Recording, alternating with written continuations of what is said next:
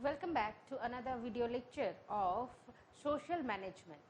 In our social management paper, we had already learned many things till date, and in today's class, we are going to know that how the market economy runs, or in other words, we can say that how the society is dependent on the economy.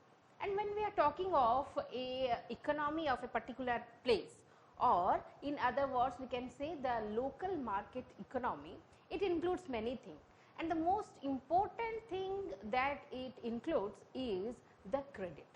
Credit is something which is inevitable when we are talking of a local market, or we are talking of a rural market in particular. So what is this all we are going to learn in today's class. So without much delay, let's start the class of today's, that is the market economy. So first let's understand money and credit. A large number of transactions in our day-to-day activities involve credit in some form or the other. So this credit, or what we call as loan, refers to an agreement in which the lender supplies the borrower with some goods or services in return for the promise of the future payment. And this credit plays a vital and positive role in some situations, and this credit in some cases pushes the borrower into a situation from which a recovery is very painful. So if we will see, this money is the backbone of any society, or what we are saying, finance is the lifeblood of any community or society that we are talking of. And when the money matter comes, the most important thing that is heard of in a society is the credit. On the basis of credit, or in day-to-day dealing of the activities, lot many people, or almost all we can say, depend on this credit system. This credit may play a very vital or positive role in some situation, while in some cases it might be a big burden, or it might be having a very painful situation for the creditor. So that what is this two situations? Let's understand this with an example. For say you think of a manufacturer who is manufacturing, suppose, shoes, and in the future and nearby there is an approaching festival in which there is a high demand of the shoes, and this fellow manufacturer get a deal of suppose 1,000 pieces of shoes, for which it need definitely some investment, and for that he make a credit, or what we say, he take a loan from a lender and promise him to give it back after he get the profit of its tender. Or it might happen that to the company, or to the person who has given him the deal, he will take a advance from that particular person or company for the task it is going to do. So what will happen after completion of the deal? After 2 months, when the manufacturer will get the profit amount, he will definitely pay back the money that he had taken, or that he had borrowed from. So that is a very good situation in which he is taking credit, doing its task so successfully, and paying it back at the right time. So it's a very positive side of credit which is seen. But the other thing might happen. Suppose for example, there is a farmer who had an acre of land, and he is expecting a certain amount of return from that acre of land. But to have the right kind of cultivation, or to have the right yield, that particular farmer will need some amount of credit or some amount of money for the initial investment for say a good quality of seed, for fertilizers, for insecticides or pesticides, for the labor forces that will work or many things else. So, for that he take a loan and he take a credit, and during the course of the cultivation it happened that a bad bug attack the cultivated field or the plants, and there is a huge loss in the expected amount of yield that is expected by the farmer. So, he is not getting right quantity of cultivation that he is expecting. So, what will happen now is he will not be able to pay back the credit amount that he has borrowed. So, that is a very painful or difficult situation while we are unable to pay back the credit in some situation. And that is what happened in most of the rural areas, while most of the rural areas in which most of the people are dependent on these uncertain or unexpected sources of income.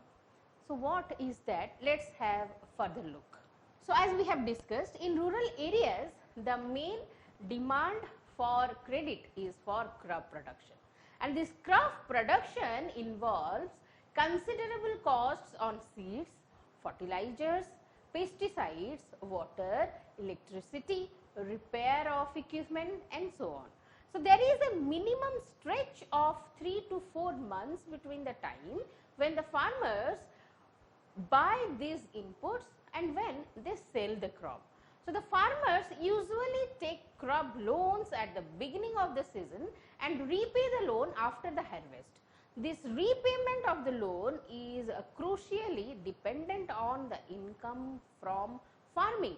So, this is a very uncertainty, or we can say there is a lot of risk while it comes to the repayment of this loan by particularly the farmers.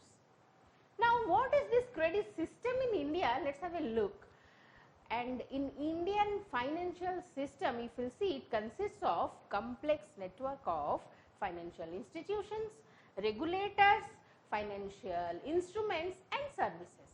In general, financial system plays a crucial role in the functioning of the economy, as it allows a transfer of resources from savers to the investors, and it mobilizes and usefully allocates scarce resources of a country, and the financial system transfers the financial resources from savers to investors in two ways. So, there are two ways in which this financial system is working, or we can say it is transferring the financial resources from the savers to the investors. So, what are these two ways? First is by mobilizing the savings of small investors to make them available for productive purposes, and the second is by intermediating between savers and investors to enable transfer from savers investors who buy physical assets with those savings. And the Indian financial system can be classified into the formal financial system and the informal financial system. And if you see, the formal financial system comprises of four major components, that are the financial institutions, financial markets, financial instruments and financial services. And if we will see, the informal financial system comprises of money lenders, indigenous bankers, lending pawnbrokers, landlords, traders and many more. So, this is what the Indian financial system might be. So, a financial system of a country is defining the state of the country or the future of a country, because the whole financial scenario of the country at present and in the future depends on how the financial system is operating and taking care of. So, when we are talking of this Indian financial system, we have both formal sector and the informal sector. So, what this formal and informal sector, if we say in brief, the formal sector is those sectors which is looking after or are been mobilized or regulated by a centralized system, or we can say by the authorities. They are there to look after everything that is going on. On the other hand, there is an informal sector which is running simultaneously with the formal sector, but there is no such centralized regulation for that, and they have moreover a free hand service that we are saying. There are many merits and demerits of this informal and formal sector of financial system.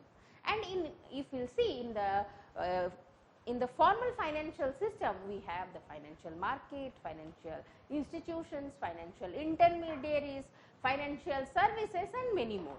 And in informal financial system, we have the money lenders, we have the indigenous bankers, we have landlords, and so on. There are many institutions and individuals which are operating in this informal financial system. Both this formal and informal financial system had its own pros and cons. And when we are talking of a local market, the local market economy is highly dependent on this informal sector of financial system or these informal institutions and individuals. So, what this formal and informal financial system, and what is the difference between this formal and informal financial system? What are the advantages and disadvantages for the one who is borrowing from this formal and informal financial system? Let us have a look on that. So, here we have a comparison between formal and informal financial sector. So, if you see, the informal financial sector provides savings and credit facility for small farmers in rural areas and for lower income households and small scale enterprises in urban areas.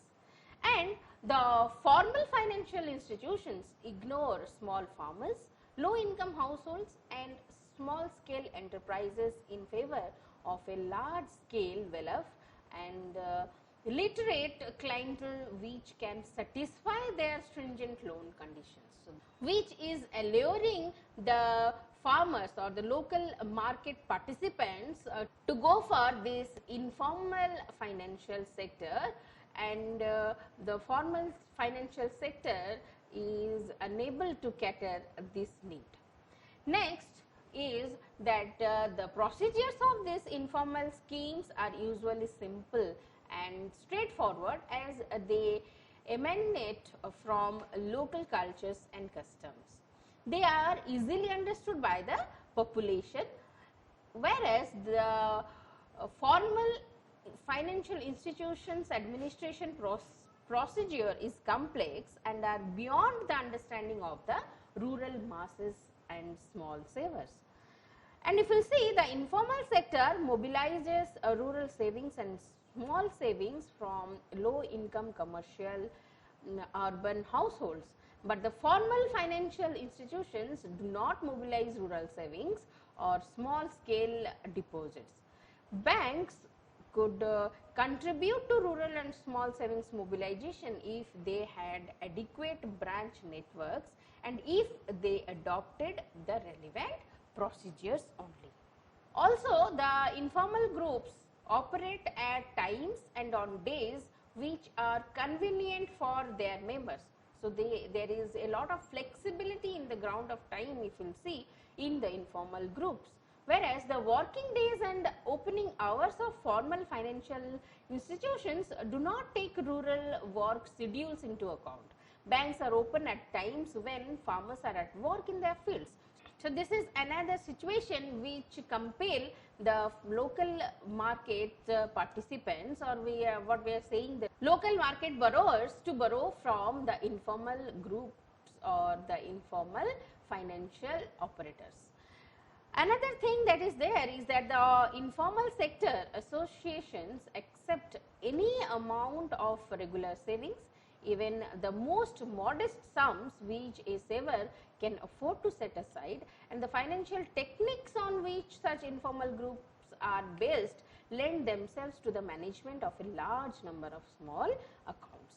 Whereas the formal sector institutions are selective regarding clients, so as to avoid having clients who make only small deposits, and their financial technology is not suited to the management of modest sums from a large number of savers. Not only this, the access to credit is simple, non-bureaucratic and a little based on written documents, and literacy is not a requisite in the informal sector, whereas the loan application procedures are very complex and require reading and writing skills so that a file on the borrower may be established. And the simple and direct processing of loan requirements allows for their prompt approval and a minimal delay in disbursement, and rejections are very rare, but the level of risk is reflected in the interest rate charged that is there with the informal sector. Whereas the processing of loan requests is very complex, resulting in long delay before final approval or rejection. Even when approval is obtained, loan delivery is also very slow, which is also constraining the local participants to get their loans from the formal sector. Apart from that, there is collateral requisite on loans are to local conditions and borrowers capacity. The conditions may be based either on regular contribution to, the conditions may be based on precise knowledge of farm size or crop harvest, so as to determine the borrower's capacity to repay a loan. And in formal sector, the collateral requisites correspond to the situation of relatively well-off urban dwellers, deposits or savings accounts in a commercial bank, property which can be mortgaged. And in informal sector, the transaction costs are low, and the rate of interest are high, whereas in formal sector the transaction costs are high and the repayment rates are low. That is a thing that is there with the formal and informal sector. And because they emanate from local environment, informal groups are aware of the problems that members may be confronted with, and therefore they can deal with repayment difficulties in a pragmatic manner, and debt rescheduling is possible. Whereas informal sector institutions do not have close contact with the environment in which they operate. Sometimes they prosecute defaulters which can have negative social repercussions, while at other time they do not sue or reimbursement, lending borrowers to believe the formal loans are free.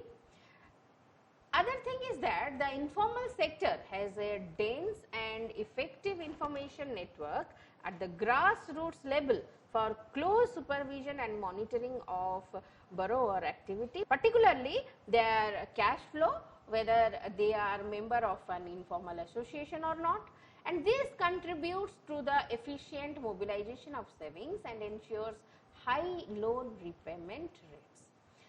And informal sector, they are unfamiliar with the grassroots environment. Formal institutions are ill served by a mediocre supervisory and monitoring network, and they are unable to gain insight into the activities of their clientele. Apart from that, within the informal sector, information is widely diffused. The regular meeting of informal savings and credit association serve as a forum for disseminating of information. But informal sector institutions do not have a good network for dissemination of information. In addition, they are out of touch with the rural masses and make little to seek ways of reaching them. And in the informal sector, the interest paid on deposit compares favorably with that paid in the formal sector, thus providing an incentive for rural and small urban households to save. But in formal sector, some institutions do not even offer savings facilities. Others apply low or sometimes even negative real interest rates, thus putting off many a potential savers. The informal sector charges competitive lending rates, though they are sometimes high. This reflects the scarcity of loanable funds. There is little connection between deposit and lending rates.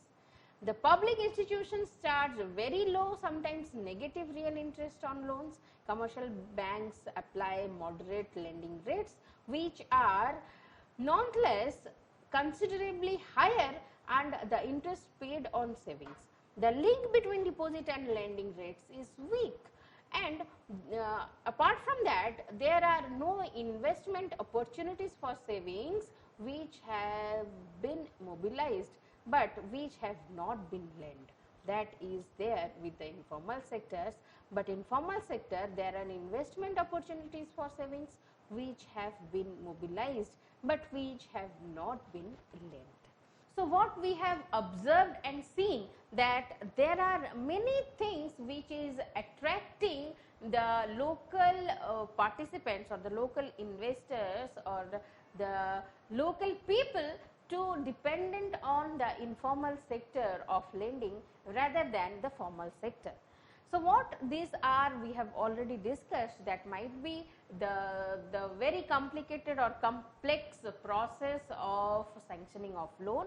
There might be the accessibility, there might be the facility, there might be the eligibility, or there are many other things which we had discussed, which is luring the local market investors or the local market participants to be a part of the informal sector rather than to be a part of the formal sector of financial system.